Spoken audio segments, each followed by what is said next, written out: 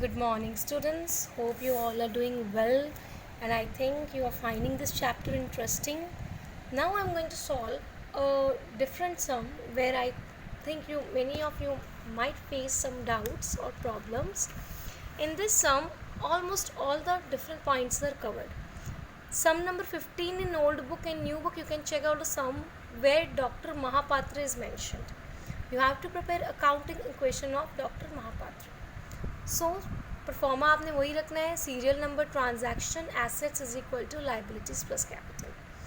Actually मेरी assets में थोड़ी सी जगह कम हो गई है, तो you just keep more space. Okay, first started business शुरू किया है. यूजुअली हम लोग कैश से करते हैं, but here the proprietor bought many things. He bought cash 50,000, bank 10,000, sorry bank 1 lakh, stock 60,000, machinery 1 lakh, furniture 50,000. इतनी चीज़ें लाकर इसने शुरू किया बिजनेस, मतलब that is capital. So your capital is 3,60,000. Clear? जितना वो सामान एसेट में लाया है, एसेट में अलग अलग कॉलम बना के मेंशन कर दिया और उतना ही उसका कैपिटल हो गया जब स्टार्टेड बिजनेस आया है. ठीक. Further second, goods sold at profit. 20,000 के गुड्स थे जो आपने 10% प्रॉफिट पे बेचे हैं. 20,000 का 10% होता है 2,000, मतलब 20,000 की चीज़ 22,000 में बेची है.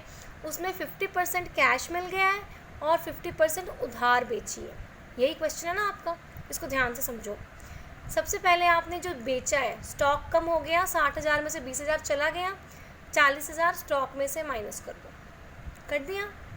अब जब चीज़ बेची है तो कैश आया है, कैश इंक्रीज़ हुआ है.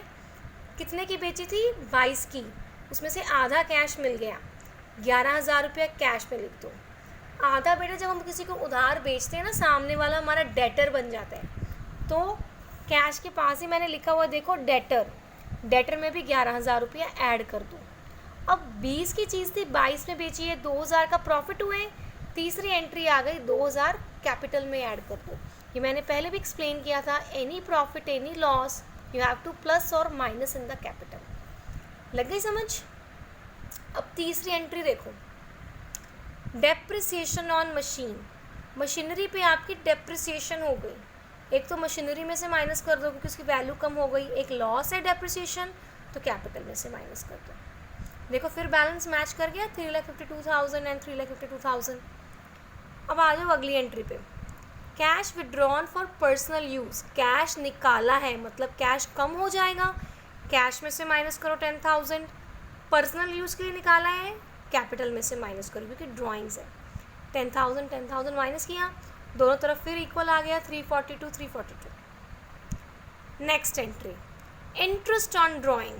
बेटा अगर इंटरेस्ट ऑन ड्राइंग या इंटरेस्ट ऑन कैपिटल हो तो आपने कैपिटल साइड पे इसकी प्लस माइनस एंट्री करनी है. ये ध्यान से समझो. इंटरेस्ट ऑन ड्राइंग है, जैसे मैं ओनर हूँ, मैंने पैसे निकाले हैं बिजनेस से, सेपरेट लीगल एंटिटी है बिजनेस मुझसे, मुझे बिजनेस को ब्याज देना पड़ेगा. तो एज एन ओनर ये मेरा खर्चा था तो मैंने माइनस कर दिया, ये मुझे लॉस हुआ.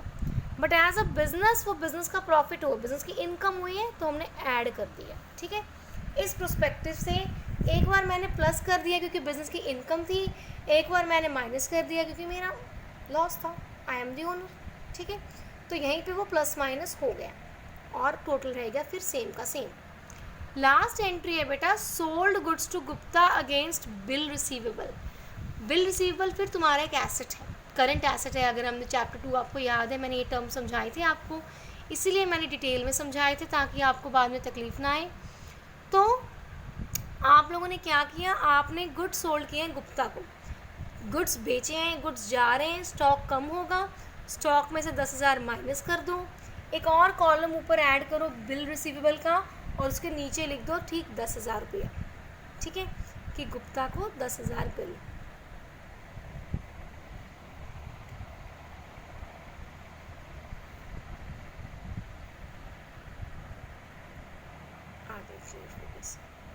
ठीक है, गुप्ता को 10,000 BR. नेक्स्ट एंट्री आई बेटा इसकी कि cash received from Gupta, from bill receivable. Sorry, वो जो बिल था आपका उसमें से आपको कैश मिल गया, मतलब वो बिल वो कट जाएगा, तो बिल रिसीवेबल में से 10,000 माइनस कर दूँ, कैश मिला है, कैश आया है, कैश में 10,000 ऐड कर दूँ, तो एंड में आपका टोटल आ गया 3,42,000. Asset is equal to liabilities plus capital. ये अगर सेम आ जाता है मतलब आपने कहीं कुछ गड़बड़ नहीं की है, योर आंसर इज करेक्ट. तो this was all about accounting equation. अब आगे इसके छोटे छोटे सम्स हैं 3 मार्क्स वाले जो आपको फॉर्मूला के बेसिस पे करने हैं. मैं आपको 2 फार्मूलाज बताऊंगी, आपने ये फार्मूलाज अच्छी तरह लर्न कर लेने हैं क्योंकि सारे सम्स आपके इसी बेस पे निकलेंगे. तो चेक आउट द फार्मूलाज.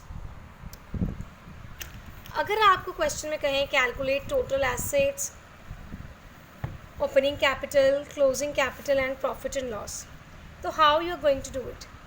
पहला फॉर्मूला है टोटल एसेट्स का. Total assets is equal to liabilities plus capital. Total assets आपको पता है ना अकाउंटिंग क्वेश्चन में क्या होते हैं, assets is equal to liability plus capital.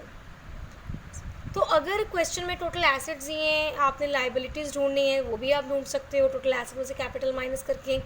अगर क्वेश्चन में एसेट्स भी हैं, कैपिटल भी है, लाइबिलिटी ढूंढनी है, तो वो भी आप माइनस कर सकते हो. ठीक है, तो मतलब आपको अगर 2 चीज़ें दी हैं, आप तीसरी इनमें से कोई भी ढूंढ सकते हो. ज़रूरी नहीं है आपको क्वेश्चन में वो टोटल एसेट्स ही मांगे, वो आपसे कैपिटल भी मांग सकते हैं, पर फॉर्मूला यही है. Next profit. प्रॉफिट जब ढूंढने के लिए कहा जाता है बेटा, क्लोजिंग कैपिटल में ड्राइंग्स आपने ऐड करनी है और माइनस आपने करना है additional capital and opening capital. तो इसके साथ मैं आपको सम नंबर 18 समझाती हूँ. कैपिटल है बेटा क्वेश्चन में 3 लाख, लाइबिलिटी है 50,000, लॉस है आपका 70,000. उन्होंने कहा टोटल एसेट्स ढूंढो. फॉर्मूला क्या है टोटल एसेट्स का, लाइबिलिटीज़ प्लस कैपिटल. लाइबिलिटीज़ 50,000 है, कैपिटल 3 लाख है और लॉस है 70,000. मैंने बार बार ये बात कही है कि कैपिटल में लॉस माइनस होता है, प्रॉफिट्स ऐड होते हैं. तो यहाँ पे लॉस माइनस कर दो 70,000, 70,000. So you are going to get 50,000 plus 2,30,000, 2,80,000 is your total asset. तो क्लियर है, you got an idea. The more you are going to solve this sums, the more your mind will open to them. Next एक और sum देखो, इसमें आपने closing capital और profit ढूंढने. Opening capital question में दे दिया बेटा 30,000, क्लोजिंग एसेट्स दे दिए 50,000, क्लोजिंग लाइबिलिटीज़ दे दी 10,000. तो क्लोजिंग कैपिटल कैसे ढूंढोगे, ये देखो equation, total assets is equal to liabilities plus capital. तो अगर कैपिटल ढूंढना है तो टोटल एसेट्स में से लाइबिलिटीज़ माइनस कर दो. ठीक है, तो आ जाओ. So closing assets minus closing liabilities is equal to closing capital. 50,000 में से 10,000 निकाल दिए और 40,000 इज योर क्लोजिंग कैपिटल. अब प्रॉफिट ढूंढना है और कोई इन्फॉर्मेशन नहीं है. देखो फॉर्मूला में मैंने क्या कहा था, closing capital plus drawing minus additional capital minus opening capital. पर क्वेश्चन में ड्राइंग्स और एडिशनल कैपिटल है ही नहीं, तो closing capital minus opening capital is your profit. So see, closing capital minus opening capital is my profit. 40,000 minus 30,000 is equal to 10,000. Clear है. ये मैंने आपको 2-3 थोड़े से टिपिकल से सम निकाल दिए हैं, बाकी जो क्वेश्चंस हैं वो थोड़े इजी हैं. तो नेक्स्ट क्वेश्चन देखो.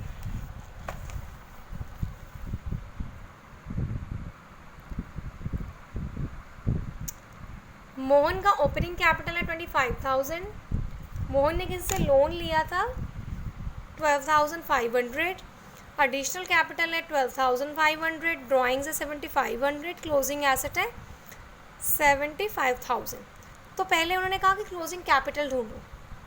क्लोजिंग कैपिटल का वही फॉर्मूला है, closing assets minus liabilities. Closing asset 75,000 है, ये जो आपने लोन लिया है 12,500, ये आपकी लाइबिलिटी, आपको पता है ना लोन लाइबिलिटी होता है, तो ये आपके पास 62,500. इसको प्रॉफिट ढूंढने हैं, प्रॉफिट वाला वही फॉर्मूला है, closing capital eight drawings less additional capital less opening capital. तो क्लोजिंग कैपिटल वाज 62,500, उसमें 7,500 drawing already given in the question, add कर दो, लेस कर दो एडिशनल कैपिटल 12,500, लेस कर दो opening capital 25,000. So you are going to get 32,500 your profit. So इस तरह के सम्स बेटा 3 मार्क्स में आ जाते हैं और ये बड़े ही सिंपल और इजी हैं. बस 2 ही फॉर्मूले हैं जिनको आपने याद करना है, बाकी आपकी प्रैक्टिस है, आपका दिमाग है, आप उन्हें कैसे अप्लाई कर पाते हो. तो इसके साथ your accounting question chapter is completed. complete all the sums, only leave the last one where you have to pass entries, and that sum you will left, because that I'll teach you in chapter 7.